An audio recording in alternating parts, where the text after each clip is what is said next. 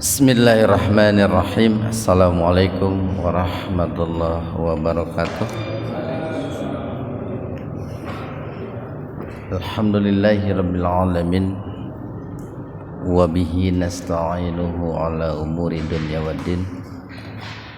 Asyhadu an la ilaha illallah al-malikul haqqul mubin wa asyhadu anna Muhammadan abduhu wa rasuluh shadiqul wa'adil amin. Hadirin ikhwatu iman jemaah Majlis Ta'lim Iliyin, mudah-mudahan senantiasa mendapatkan ridho dan ampunan Allah Subhanahu wa taala. Kajian hadis qudsi pada kesempatan ini sebetulnya secara urutan itu membahas hadis qudsi nomor 99 ya. Tapi yang 99 ini hampir mirip ya, dan pernah dibahas oleh kita di hadis qudsi nomor berapa kemarin tuh? 94 ya.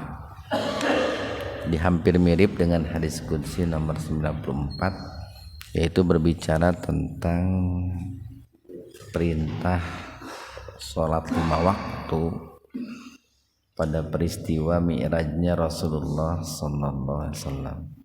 Untuk itu kita lewat dan kita saat ini membahas hadis qudsi nomor 100 Pak. Halaman 120, hadis qudsi nomor 100, 101 dan 102 ini secara garis besar berbicara seputar ini keutamaan hari Arafah gitu ya. Keutamaan hari Arafah, yang mana pada hari Arafah itu atau hari Arafah itu disebut Arafah itu kan mengenal Pak. Kita sering menyebut istilah ta'aruf ya. Ta'aruf itu kan berkenalan. Di salah satu rahasia kenapa disebut hari Arafah itu, karena pada saat itu manusia ya, mereka berdiam diri ya di satu tempat yang namanya Arafah. Ada yang menyebutnya tempat itu, ada yang menyebutnya juga hari ya. Nah pada saat itulah mereka semua manusia ya yang sedang beribadah haji tanpa memandang suku ya, tanpa memandang kelas ya. Jadi nggak ada kelas elit ataupun alit gitu, nggak ada kelas pejabat ataupun rakyat, tapi semuanya mereka duduk ya, berdiam diri, bersimpuh di padang Arafah itu dalam rangka mengenal dirinya apa? Mengenal siapa dirinya, mengenal siapa Allah, mengakui akan dosa-dosanya, kesalahan-kesalahannya, lalu memohon ampun kepada Allah Subhanahu wa taala. Nah itu salah satu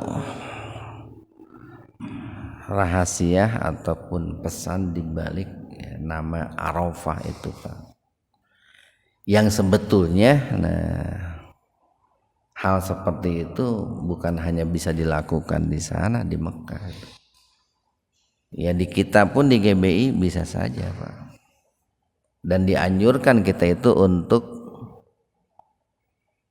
ya merenungkan diri lah Pak. Merenungkan siapa diri kita gitu. Dari mana kita berasal, kemana kita akan pergi, harus apa yang kita lakukan saat ini. Kita mengingat kembali itulah dosa-dosa yang pernah dilakukan, kemudian setelah itu beristighfar, bertaubat, dan berjanji untuk berhenti melakukan perbuatan dosa itu. Makanya kan di Arafah itu orang yang ibadah haji itu kan wukuf. Wukuf itu wakaf Pak, wakaf. Itu kan ada tanda baca Al-Quran itu namanya wakaf. Wakaf itu tanda berhenti. Wukuf itu berhenti Pak, berdiam diri, berhenti. Jadi orang-orang yang sedang beribadah haji itu berdiam di Arafah gitu. Dalam rangka apa ya? Dalam rangka tadi mengakui dosa-dosa, beristighfar, bertaubat dan beribadah gitu. Nah, makanya seorang ulama yang bernama Al-Imam Ibnu Qayyim Al-Jauziyah, beliau mengatakan, man lam yastati ayyatawaqqafa bil Arafah, itu barang siapa yang belum mampu untuk wukuf di Arafah, barang siapa yang belum mampu untuk wukuf di Arafah, falyatawaqqaf ala hududillah, maka hendaklah dia berhenti pada pagar-pagar Allah. Hendaklah dia tidak melampaui, tidak menerjang batas-batas Allah. Hendaklah dia itu menjauhi perbuatan-perbuatan dosa gitu Pak. Jadi salah satu pesan moral yang disampaikan dari ibadah wukuf di Arafah, ya satu, bahwa kedudukan manusia di mata Allah itu sama itu. Yang membedakannya itu adalah ketakwaannya, keimanannya. Kemudian yang kedua, pesan moralnya itu bahwa kita sebagai seorang muslim, seorang mukmin itu harus berhenti dari perbuatan dosa, perbuatan maksiat itu Pak. Baik yang tidak ibadah haji ke tanah suci ya, terlebih-lebih yang sudah pernah melaksanakan ibadah haji ke tanah suci. Bahkan wukuf ini puncaknya haji ini Pak. Puncaknya haji itu wukuf.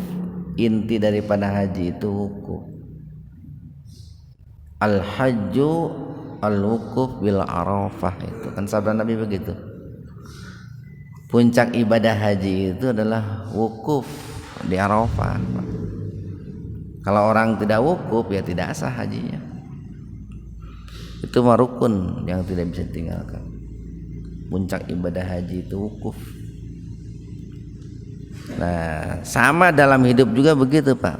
Puncak hidup itu adalah pengakuan diri, siapa kita, siapa Allah. Pengakuan diri atas dosa-dosa di hadapan Allah. Ya bisa dilakukanlah di tengah malam, bisa ba'da sholat tahajud gitu, mengakui dosa-dosa. Hadis nomor 100, tidaklah gitu, harapun Nabi ini, min dari yaumin hari, aksaro yang lebih banyak gitu ya. Jadi tidak ada satupun hari yang lebih banyak min ayyatiko ya. Al-atik itu ini bebas Pak, membebaskan. Allahu Allah fihi, di dalamnya, abadan, seorang hamba, minan nari, daripada siksa api neraka, min yaumin, bila dibandingkan dengan hari Arafah. Jadi kalau dalam satu tahun itu ada 360 hari itu, atau 365 hari, maka tidak ada satupun hari yang di dalamnya lebih banyak Allah mengampuni, membebaskan dosa-dosa seorang hamba bila dibanding dengan hari Arafah Pak. Jadi ini hari pembebasan ini Pak nih. Hari pembebasan yang Allah sediakan gitu Pak. Ini fasilitas nih. Allah memfasilitasi manusia untuk membebaskan dirinya dari perbuatan dosa. Karena orang yang berbuat dosa itu dia terbelenggu, Pak. Terbelenggu. Bukan hanya terbelenggu dengan Allah, tapi dirinya sendiri terbelenggu. Makanya kan orang yang berbuat dosa itu kan sering dihantui rasa khawatir, rasa cemas, rasa takut, ketenangan dirinya hilang, kebebasan dirinya hilang. Kulantaran dina jero HP teh aya rahasia gitu, anu tidak boleh diketahui oleh pamajikan gitu. Kan jadi terbebas atuh patah. Neneun HP teh geus jauh ini jauh, alah ieu HP tinggalin kumaha lamun dibuka ku pamajikannya. Kan itu bebas patah, terbelenggu dia, terpenjara itu. Balik deui kan jadi. Sekali lagi nih, tidak ada satupun hari yang di dalamnya itu Allah lebih banyak memberikan ampunan, yang di dalamnya Allah banyak memberikan membebaskan seorang hamba ya, daripada siksa api neraka bila dibanding dengan Yaumun Arafah, yaitu pada hari Arafah. Tanggal sabaraha hari Arafah? Tanggal 9 Zulhijjah gitu. Tanggal 9 Zulhijjah. Nah, makanya tanggal 9 Zulhijjah itu kita yang tidak sedang menunaikan ibadah haji itu kan dianjurkan, disunnahkan untuk saum Arafah. Dan di dalam saum Arafah itu yang namanya saum itu kan salah satu rahasia atau keistimewaan saum itu ada 3 orang yang doanya tidak akan ditolak oleh Allah, itu kata Rasulullah begitu. Salah satunya adalah seorang yang sedang saum hingga dia berbuka gitu. Nah, makanya ketika orang yang sedang saum dia berdoa kepada Allah, mengakui dosa-dosanya, memohon ampun kepada Allah. Ini fasilitas ini Pak, fasilitas alternatif yang Allah berikan kepada orang yang sedang tidak menunaikan ibadah haji. Jadi selalu Pak, Allah itu memberikan alternatif. Orang yang tidak mau berinfak bersedekah tidak mampu Pak, Allah berikan alternatif. Sedekahnya itu dengan tasbih, tahmid, takbir, kan begitu alternatifnya. Orang yang belum diperkenankan oleh Allah untuk ibadah haji sehingga tidak bisa wukuf di Arafah, Allah berikan alternatif. Ada saum Arafah itu. Saum Arafah 9 Zulhijjah. Yang di dalam saum itu sebetulnya di situ ada momen yang Allah sediakan seperti yang Allah sediakan bagi orang yang sedang ibadah haji, yang sedang wukuf di Arafah. Apa ya? Momen untuk mengakui dosa-dosa Pak. Dan momennya itu luar biasa, yaitu ketika saum, di mana dalam saum itu salah satu keistimewaannya ada saat di mana ketika dia berdoa maka doanya tidak akan ditolak oleh Allah. Wa innahu, dan sesungguhnya Allah, jadi hu-nya itu dhamirnya kembali kepada Allah.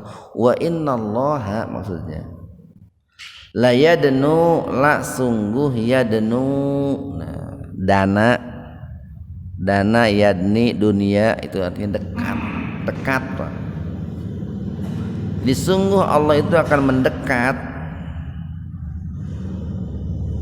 Maksudnya mendekat itu mendekat ke bumi Pak. Kalau dalam hadis lain itu turun ila sama'id dunya, ke langit dunia.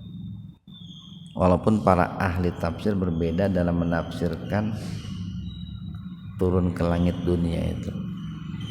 Ada yang menafsirkannya dengan zatnya, ada yang menafsirkan turunnya itu hanya dengan ilmunya ya.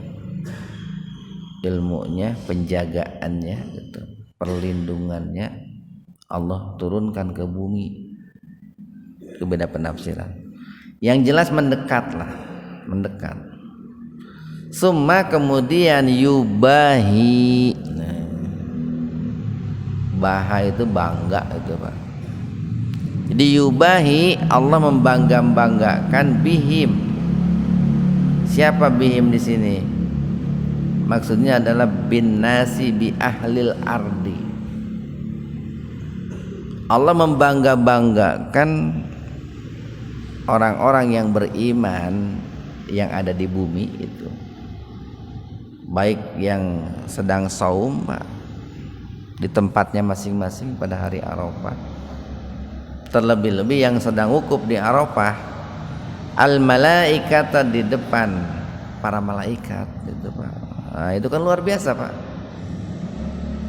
Allah membangga-banggakan orang yang beribadah, apapun itu ibadahnya Pak, pada hari Arafah, yang salah satunya tadi ibadah saum, istighfar ya Pak. Istighfar, mohon ampun, mengakui dosa-dosa. Hari pengakuan dosa lah Arafah itu kan diantaranya begitu Pak. Arafah, mengaku itu kan mengenal, memperkenalkan, mengakui. Jadi Allah membangga-banggakan orang yang seperti itu pada hari Arafah di hadapan para malaikat itu Pak. Oh, ini kan nikmat yang sangat luar biasa. Yang membanggakannya itu adalah Allah gitu. Dan disaksikan oleh para malaikat. Fayaqulu, lalu Allah berfirman kepada para malaikat itu, ma'apa aroda yang diinginkan haulai, mereka itu, yang diinginkan oleh mereka yang sedang wukuf itu apa gitu. Yang diinginkan oleh mereka yang sedang saum pada hari Arafah itu apa? Ini pertanyaan ini bukan berarti Allah tidak tahu atau Pak. Allah itu kan Maha tahu. Jadi di balik pertanyaan ini ada sebuah pesan gitu Pak, bahwa apapun yang diinginkan oleh orang yang tadi awalnya kan mengakui dosa-dosa, beristighfar, bertaubat, kemudian setelah itu mereka memohon kepada Allah gitu. Dan permohonan terbesar itu Pak, permohonan terbesar itu dibebaskan diri daripada siksa api neraka itu Pak. Permohonan terbesar itu lah, minta mobil mah permohonan letik itu Pak, minta tambah pemajikan permohonan letik. Permohonan terbesar itu terbebasnya itkun minan nar, itu terbebasnya daripada siksa api neraka. Allah itu Maha tahu Pak, tahu itu. Jadi pertanyaan ini bukan menunjukkan Allah tidak tahu, tapi menunjukkan akan kebanggaan, kekaguman Allah terhadap orang-orang yang berdoa memohon ampunan kepada Allah Subhanahu wa taala. 101, ma tidaklah, sama harfu nafi ini, min dari ayyamin hari. Kalau tadi yaumin, yang ini ayyamin. Indallahi, di sisi Allah, afdalu, nah, yang lebih utama, yang lebih afdal, min bila dibandingkan asri pada tanggal 10 Dzulhijjah itu 10 Dzulhijjah. Jadi tidak ada satu hari yang lebih utama bila dibandingkan dengan tanggal 10 Zulhijjah. Ini bicara tentang utamanya tanggal 10 Zulhijjah. Qala, nah berkata, siapa yang berkata? Ini nih, hadis ini dinukil oleh seorang sahabat yang bernama Jabir. Ini kan Jabir sedang menuturkan tentang sabda Rasulullah SAW. Jadi Jabir itu, sahabat Jabir berkata, apa? Pakola berkata, rajulun, seseorang. Jabir menuturkan begini, ada seorang sahabat yang lain yang bertanya kepada Rasulullah, ya Rasulullah, wahai Rasulullah, hunna afdalu. Nah, apakah mereka yang sedang wukuf di Arafah yang lebih afdal gitu, am ataukah adaduhunna? Adat itu kan bilangan, Pak. Poligami bahasa Arab itu ta'adud itu. Ta'adud itu poligami artinya itu. Adat itu bilangan. Jadi lamun hayang rahasia ketik itu. Hayang rada ke Arab-Araban erek ta'adud moal gitu tuh. Erek nyandung moal gitu tuh. Ta'adud itu, Pak. Jadi manakah yang lebih utama? Apakah orang yang wukuf di Arafah atau jumlah mereka yang banyak? Siapa mereka di sini? Jihadan, yang berjihad fi sabilillah, di jalan Allah. Mana yang lebih utama? Apakah jumlah yang banyak orang-orang yang sedang ibadah haji wukuf di Arafah, atau mereka orang-orang yang jumlahnya banyak yang sedang berjihad di jalan Allah? Ini hadis ini dalam rangka untuk memberikan sebuah penekanan betapa istimewanya orang yang sedang wukuf di Arafah, Pak. Dan Nabi itu biasanya kalau bersabda itu melihat konteks, Pak. Melihat konteks. Kalau yang dihadapinya itu seorang anak, maka Nabi mengatakan, kalau anak itu nanya, amalan apa yang paling utama ya Rasulullah? Nabi menjawab, berbakti kepada orang tua. Nah, jawabannya begitu, karena yang nanya seorang anak gitu. Ketika menghadapi perang, ada sahabat nanya, ya Rasulullah, amal apa yang paling utama? Jihad di jalan Allah, gitu, Pak. Sesuai konteks itu. Nah, ini kan konteksnya sedang bicara tentang keutamaan hari Arafah, gitu. Maka Nabi itu mengatakan bahwa hari Arafah itu lebih afdal dari jihad di jalan Allah. Tapi jangan dipahami bahwa jihad itu sepele, jangan. Ini konteksnya sedang menekankan tentang betapa utamanya hari Arafah gitu. Kalau yang nanya itu yang suka berbohong, amalan apa yang paling utama? Jujur. Kan gitu jawaban Nabi, Pak. Kalau yang nanya itu orang yang bakhil, amalan apa yang paling utama? Sedekah gitu. Jadi disesuaikan dengan itunya. Situasi, kondisi, momentum disesuaikan, Pak. Sehingga sebetulnya semua amalan itu utama, Pak. Tidak ada amalan yang tidak utama, semuanya utama. Dan yang namanya utama itu kan akan lebih terasa kalau dikaitkan dengan masing-masing orang gitu. Karena kan masing-masing orang punya kebutuhan yang berbeda dengan orang lain. Kan begini nih, ada orang itu yang rajin sholat, tapi dia belum rajin zakat. Kalau nanya ke saya umpamanya, amalan apa yang paling utama? Saya jawab zakat gitu. Kalau saya tahu orang ini belum rajin zakat gitu. Orangnya rajin zakat tapi belum rajin sholat, Pak Ustadz, amal apa yang paling utama? Sholat gitu. Karena saya tahu orang ini sholatnya keblok gitu Pak. Nah itu idealnya begitu Pak. Kalau menjawab itu kan jawaban itu kan dalam rangka mengobati. Yang namanya jawaban nasihat itu kan dalam rangka memperbaiki.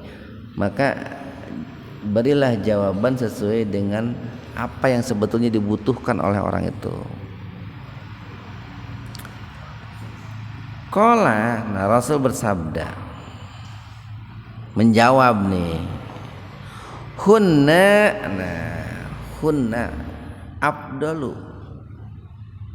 ada dihinna jihadan fisabilillah. Jadi mereka orang-orang yang sedang wukuf di Arafah itu lebih utama bila dibandingkan dengan jumlah yang banyak orang-orang yang berjihad di jalan Allah. Wa ma min yaumin, wa ma dan tidak ada min yaumin dari satu hari pun afdalu yang lebih afdal indallahi di sisi Allah min yaumin Arafah bila dibanding hari Arafah. Nah kalau di 10 Zulhijjah Pak, 10 Zulhijjah amalan yang paling utamanya itu adalah berkurban. Amalan yang paling utama di tanggal 10 Zulhijjah itu adalah berkurban. Amalan utama di 9 Zulhijjah itu tadi yang sedang wukuf itu yang sedang ibadah haji adalah wukuf. Yang tidak ibadah haji saum. Yang zilullahu, nah Allah turun, tabaraka yang maha suci, wa ta'ala dan yang maha mulia, maha tinggi, ila sama'id dunya, ke langit dunia gitu. Jadi kalau tadi layadnu, nah sungguh Allah itu akan mendekat, tidak disebutkan itu makanya kalau kita pernah membaca hadis ini nih, nomor 11, kemana mendekatnya itu? Ila sama'id dunya gitu. Jadi hadis yang 100 ditafsirkan oleh hadis yang 101. Di hadis 100 layadnu, sungguh Allah akan mendekat. Kan akan muncul di benak kita pertanyaan, mendekatnya kemana? Nah dijelaskan di 101, ila sama'id dunya, ke langit dunia gitu. Nah, langit yang paling dekat jaraknya dengan kita. Payubahi, kemudian Allah membangga-banggakan bi ahlil ardi, nah, para penduduk bumi ya, tentunya yang beriman, yang bertakwa, yang beribadah Pak. Kalau tadi itu disebutkannya spesifik Pak. Yang dibanggakan oleh Allah itu mereka yang sedang beribadah, berwukuf di Arafah. Kalau di sini disebutkan secara umum, bukan hanya yang sedang wukuf di Arafah, tapi bi ahlil ardi, mereka orang-orang beriman, bertakwa yang sedang ada di bumi. Ahlas samai, di hadapan para penduduk langit. Kalau tadi disebutkannya di hadapan para malaikat. Nah gitu. Malaikat itu salah satu penduduk langit. Banyak kan makhluk Allah di langit itu. Ada matahari, ada bulan, ada bintang, planet-planet dan lain sebagainya. Nah mereka dibangga-banggakan oleh Allah, para penduduk bumi yang beribadah bertepatan dengan hari Arafah. Dengan hari Arafah Pak, khususnya orang yang sedang menunaikan ibadah haji di hadapan para penduduk langit. Payaqulu, kemudian Allah berfirman, ungduru, nah lihatlah oleh kalian wahai para penduduk langit gitu. Kalau ditujukan kepada para malaikat, lihatlah oleh kalian wahai para malaikat, Siapa? Ila kepada ibadi hambaku. Kalau di Al-Quran atau hadis Allah menyebut hamba dengan ibadi, itu menunjukkan hamba yang dimaksud adalah hamba yang soleh, Pak. Jadi di Al-Quran atau hadis itu ada Allah menyebut hamba itu dengan abdun, Pak. Abdun itu umum, bisa yang soleh, bisa yang tidak soleh, bisa yang mulus benar gitu, bisa yang kacing calang hamba nanti. Kalau ibadi hambaku gitu, atau kadang disebutnya itu ibadur rahman itu, wa ibadur rahmanillah, hamba Allah yang maha pengasih. Kita sering sampaikan nih, kalau disebut hamba Allah gitu, berarti ada orang atau ada hamba yang tidak diakui oleh Allah sebagai hamba. Ada manusia yang tidak diakui oleh Allah sebagai hamba. Lah kan mereka ciptaan Allah, iya ciptaan Allah. Tapi karena kedurhakaannya tidak diakui sebagai hambanya. Tidak jauh beda lah dengan kita, sering kita ilustrasikan. Ada nih orang tua yang punya anak 8, 7 soleh soleha, sholatnya rajin, ngajinya rajin, pinter, rajin diajar, ngebantu orang tua, akhlaknya bagus. Eta dibangga-banggakan tuh oleh orang tua. Iya anak saya, iya anak saya. Nu 7, nu hiji saking bangorna gitu, ngapain nyekek botol, unggal minggu asup penjara gitu, uniko teureun-eureun gitu, belut teureun-eureun. Ditanya anak saya eta teu nyaho kan, padahal anaknya tapi nggak diakui itu.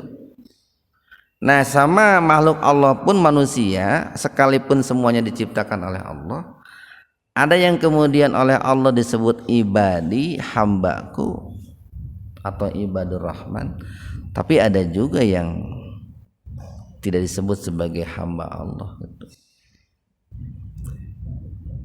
Makanya tadi kita katakan di hari Arafah itu, kita harus berusaha untuk menjadikan diri kita hamba-hamba Allah gitu.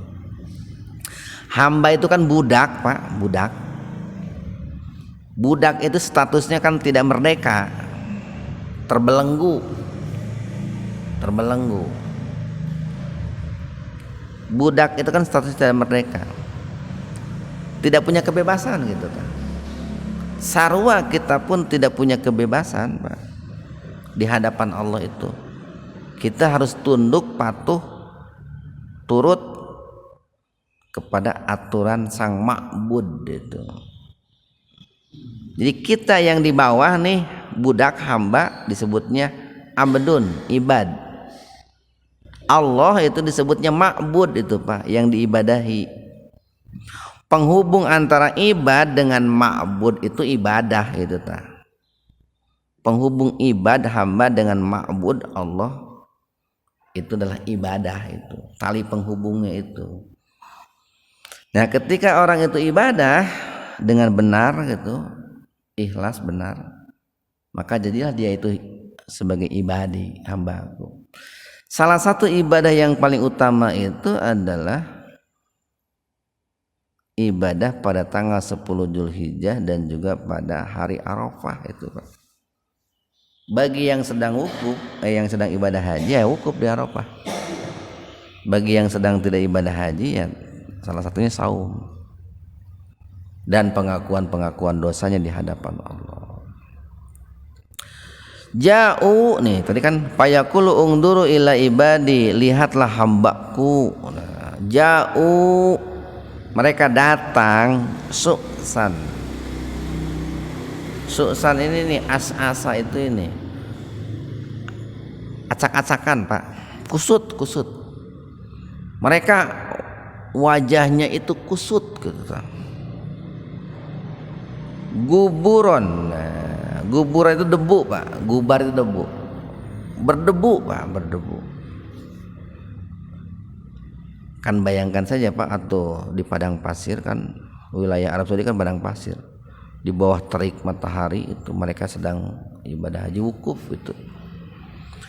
Dan itu menunjukkan akan betapa ini Pak, kondisi yang betul-betul menunjukkan dirinya itu prihatin Pak, dirinya itu lemah, tidak berdaya di hadapan Allah Sang Maha Kuasa itu. Kan ngaranna budak mah gitu Pak, titah papanasan kumajikan hayu gitu, ada titah diuk, ada titah nantung hayu gitu Pak. Mereka duduk itu Pak, beribadah pada saat wukuf itu di bawah terik matahari, nya geus puguh meureun apa nu ngaranna keringat gitunya, ngaranna kesang campur debu meureun Pak, kakebulan kan kapanasan eta. Otomatis kan rambut mungkin kusut, wajah juga kusut itu Pak. Haji nah mereka ibadah haji maksudnya lain hartina orang yang sedang wukuf colotrok lain. Lamun dibandingkan gitu Pak, orang yang sedang wukuf bila dibandingkan dengan kondisi yang sedang ada di hotel kan jauh tuh Pak. Ya kan di bawah terik matahari ini. Haji nah mereka beribadah haji. Makanya tadi dikatakan puncak ibadah haji itu adalah wukuf. Al-hajju al-wukuf bil Arafah. Jauh mereka datang min dari kulli tiap-tiap pajid amik. Amik itu arti asalnya dalam Pak. Kalau dikaitkan dengan jarak, dengan tempat, artinya jauh gitu. Mereka datang Pak dengan bersusah payah gitu, dengan perih itu berjerih payah dari berbagai macam pelosok negeri itu Pak. Aya nu ngajual sawah kan gitu Pak, aya nu ngajual imah gitu, aya nu nabung mang tahun-tahun gitu, aya oge anu ngarayu mitoha kumaha carana sangkan bisa ibadah haji itu Pak. Dan ini merupakan sebuah sebuah bentuk dikabulkannya doa Nabi Ibrahim alaihissalam. Jadi kan Nabi Ibrahim itu selesai membangun Ka'bah itu, selesai meninggikan Ka'bah bersama Nabi Ismail, Allah itu kan berfirman, wahai Ibrahim wa adin pinnasi bil hajj ya'tuka rijalan wa ala kulli domirin. Wahai Ibrahim, serulah katanya manusia itu, yang diperintahkan oleh Allah itu diseru itu manusia. Wa adin pinnasi, serulah manusia untuk menunaikan ibadah haji ke tanah suci. Nabi Ibrahim menjawab, ya Allah, apakah seruanku itu akan sampai kepada mereka gitu. Waktu itu kan can aya iya tuh Pak, belum ada HP gitu ya, belum ada pengeras suara gitu, belum ada televisi gitu. Jadi wajar lah Nabi Ibrahim nanya, ya Allah, apakah akan sampai seruanku kepada mereka? Allah menjawab, sampai gitu, sampai. Bahkan mereka akan datang ke tempat ini dengan cara berjalan kaki, mengendarai unta, mengendarai kuda, mingkul li fajin amik, dari berbagai macam pelosok negeri itu. Untuk apa? Yarjuna, mereka mengharapkan rahmati, rahmatku. Kemarin kita sampaikan ketika Rasulullah ditawari, bukan tawari, Rasulullah berdoa atas tuntutan orang-orang Quraisy agar Allah menjadikan Bukit Sofah menjadi emas, kan gitu ya. Hadis nomor berapa kemarin tuh? Malaikat Jibril datang tuh, diutus oleh Allah. Wahai Muhammad, bisa saja permohonanmu dikabulkan, Bukit Sofa jadi emas. Tapi kalau mereka tidak beriman, mereka akan dibinasakan gitu. Sekarang milih Bukit Sofa jadi emas atau memilih rahmat Allah dan ampunan Allah. Nabi Muhammad memilih rahmat dan ampunan Allah. Jadi mereka yang datang ibadah haji ke sana itu harus niatnya itu mengharapkan rahmat Allah, Pak.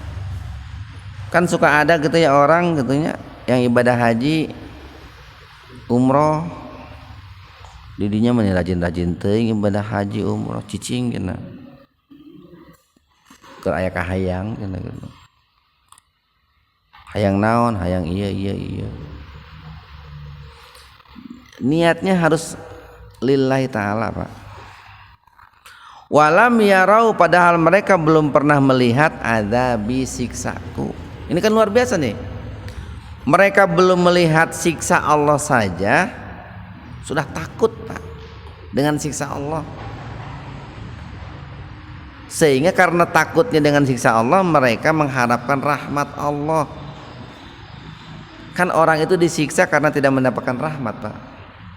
Orang masuk surga kan karena rahmat Allah itu. Apalagi kalau mereka itu sudah pernah melihat siksa Allah. Apalagi kalau mereka sudah pernah melihat neraka itu.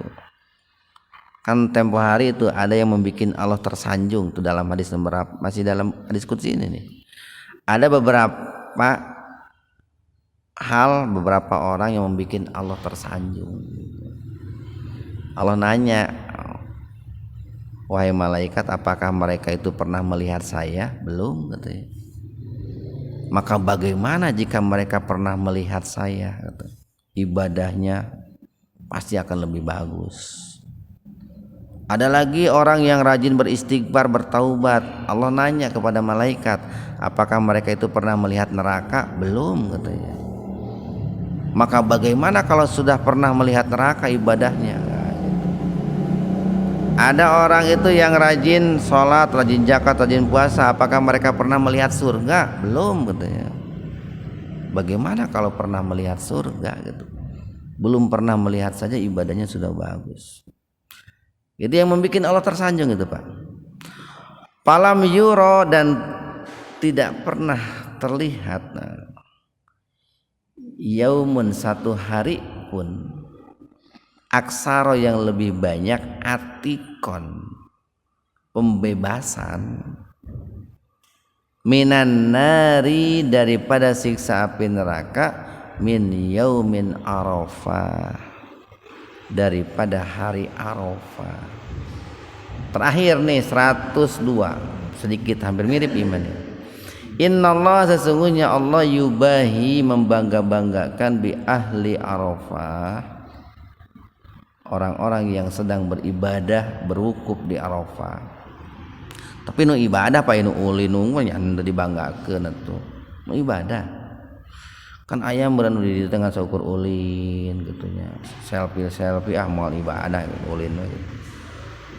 Malaikat di hadapan para malaikat as-samai, malaikat as-samai, di hadapan para malaikat yang ada di langit. Itu dibangga-banggakan oleh Allah. Fayaqulu, Allah berfirman, ungduru, lihatlah, ila ibadi, kepada hambaku, ja'uni, mereka datang kepadaku. Nah, kalau tadi itu ja'u min kulli fajin amik, su'san, su'san, gubron, mereka dalam keadaan kusut ya, dan juga dalam keadaan berdebu. Mudah-mudahan ada manfaatnya untuk kita semua.